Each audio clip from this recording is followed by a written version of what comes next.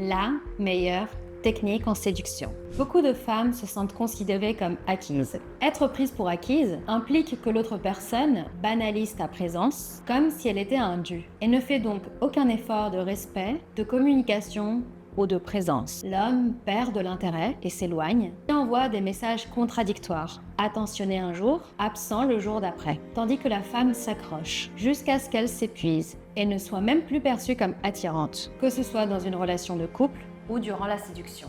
Cette dynamique, elle est très commune. Elle est une source de grande souffrance pour les femmes qui expérimentent un grand sentiment de rejet avec de lourdes conséquences dans sa vie, faute d'avoir dispatché son énergie et son attention de manière plus équilibrée. Et à la fin, elle se demande « Mais qu'est-ce que j'ai fait de mal pour en arriver là ?» Tu n'as rien fait de mal, c'est juste le patriarcat. Mais nous, forcément, on aura tendance à se dire qu'on a un problème. La technique de la dark féminine, c'est quoi ? C'est une méthode de séduction qui repose sur des stratégies de manipulation qui ont pour but de susciter l'intérêt et le respect d'un partenaire. Plusieurs coachs proposent leurs conseils pour aider les femmes à réveiller donc leur énergie féminine noire, de la femme fatale, l'opposé de la gentille fille, afin de séduire l'homme qui les intéresse, se faire respecter par lui et éviter ainsi de répéter les mêmes erreurs qui ont provoqué les échecs amoureux du passé. Est-ce que cette technique de séduction fonctionne ? Oui, elle fonctionne.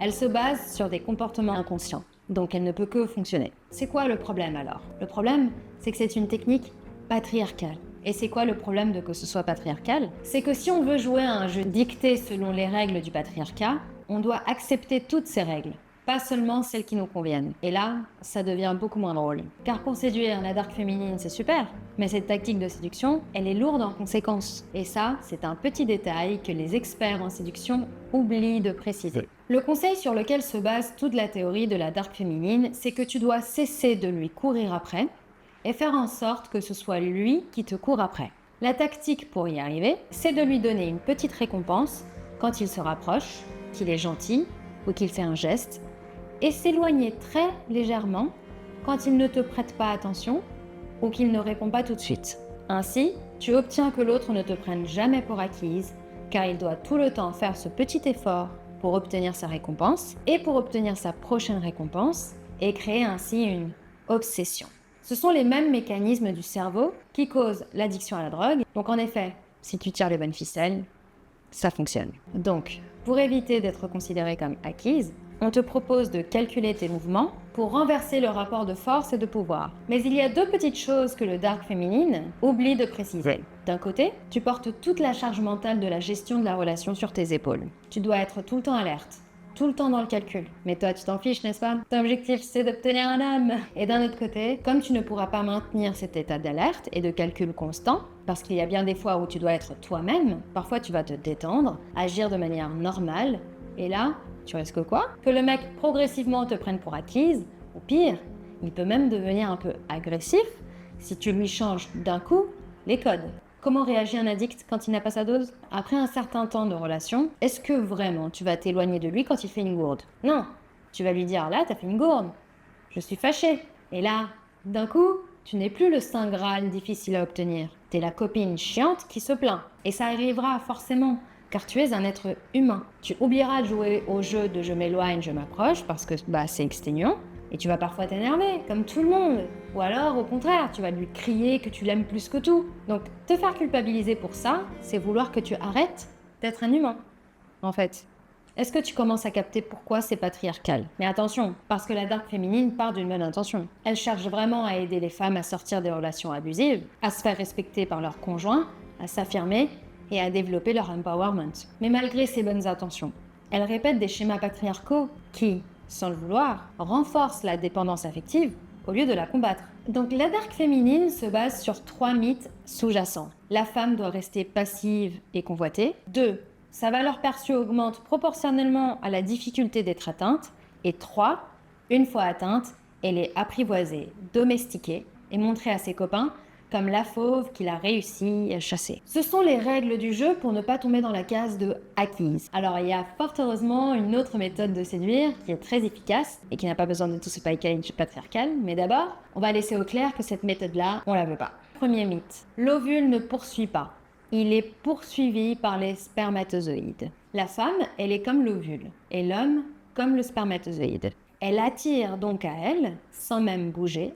Elle est impériale, unique. Et l'homme, lui, se bat contre des milliers d'autres petits spermatozoïdes pour accéder à l'ovule et obtenir le privilège d'être élu. Tous les attributs stéréotypés comme énergie noire, le pouvoir de l'ovule, celle qui attire, évidemment tout cela est faux et c'est basé sur des mythes. Et ça, limite, j'ai envie de dire, on s'en fout un peu parce qu'il n'y a pas vraiment de lourdes conséquences. Ça ajoute une petite part de fiction pour habiller la théorie, et bon, l'enjeu il n'est pas mortel. Par contre, en effet, c'est faux qu'en ne bougeant pas, tu vas obtenir des choses. La lutte pour ce qu'on désire dans la vie, c'est quelque chose de humain. Et c'est pas seulement un truc de mec. Si on reste là à rien faire dans sa tour à attendre le prince charmant, il ne se passera rien. Si on remplace le mot poursuivre par le mot exprimer ses sentiments, bah tout à coup, on a dépatriarcalisé le fait qu'on puisse aller vers quelqu'un et lui dire ce qu'on ressent. Mythe numéro 2. Tu es une créature sauvage, difficile à apprivoiser,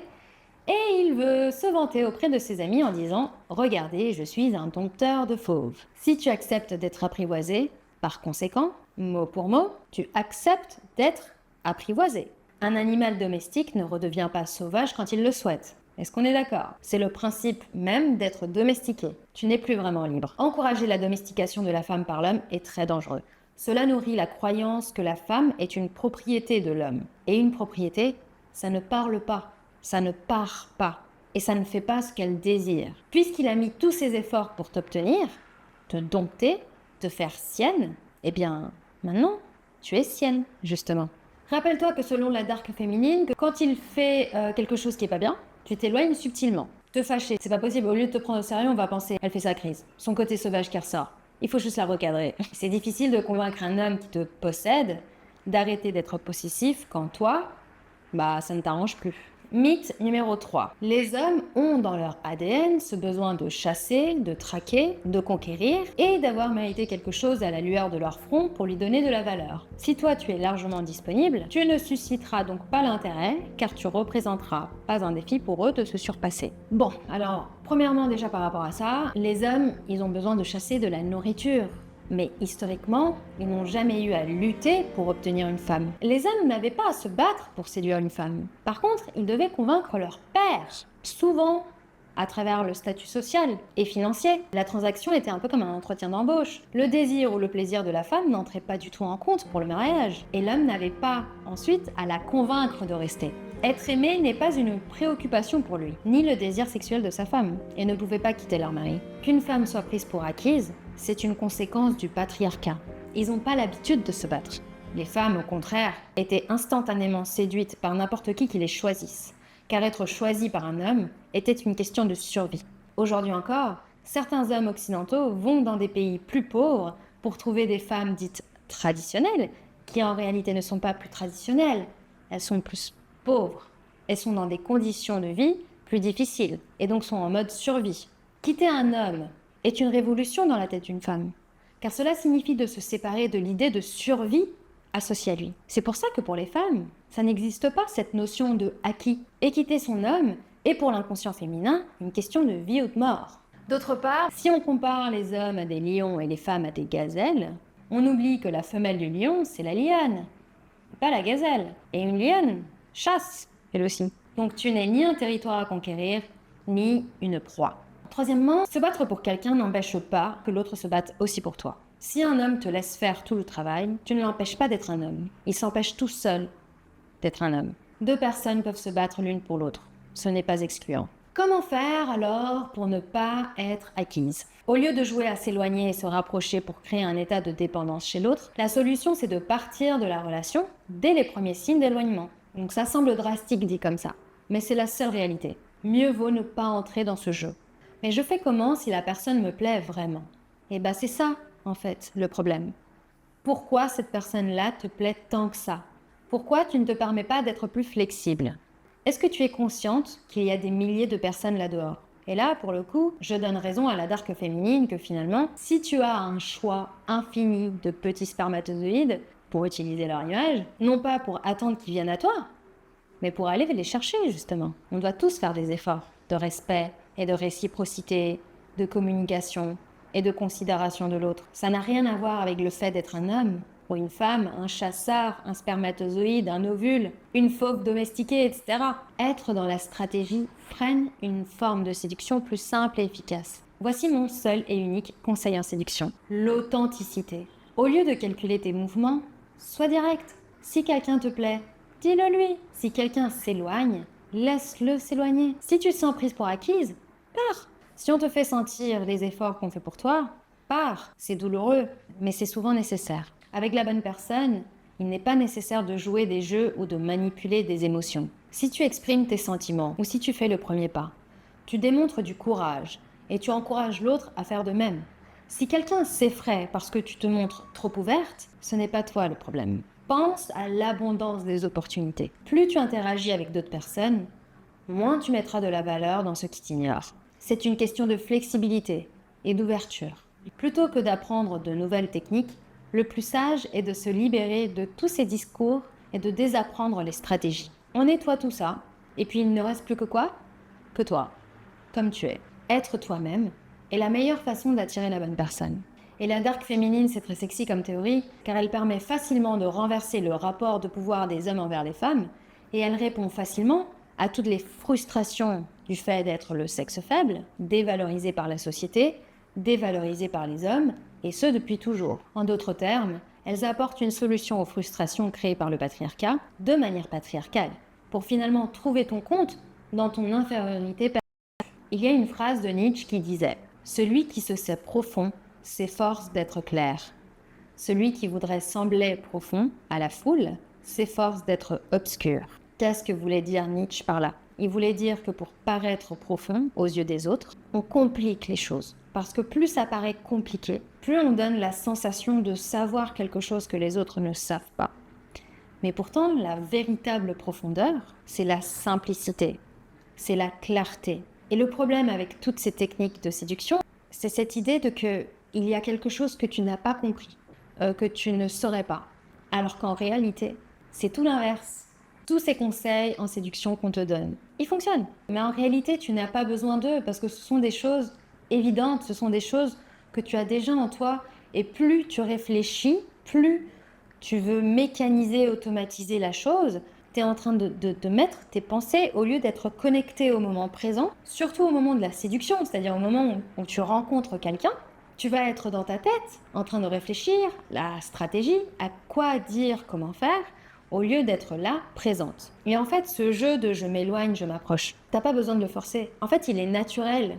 Pourquoi c'est naturel? Parce que tu vas rencontrer quelqu'un qui te plaît, et peut-être que ça va te rendre un peu nerveuse, tu vas pas savoir quoi dire sur le moment, alors tu vas un peu le fuir. Tu vas vers la personne, après la personne peut-être elle dit quelque chose que t'avais pas prévu, et donc tout ça c'est nouveau, donc tu vas reculer. Et en fait, juste le fait d'être naturel et d'être toi-même, d'être authentique, c'est ça qui va te rendre séduisante. Le fait que tu sois un peu nerveuse, que tu fasses tomber quelque chose. Et après peut-être tu vas rigoler. Est-ce que vraiment tu as besoin d'un manuel? Voilà, j'espère que cette vidéo vous a plu. La prochaine vidéo, ça va être aussi sur des techniques de séduction. Voir en quoi elles sont patriarcales. Hein? On est là pour ça. Donc si ça vous a plu, n'hésitez pas à vous abonner. Ciao.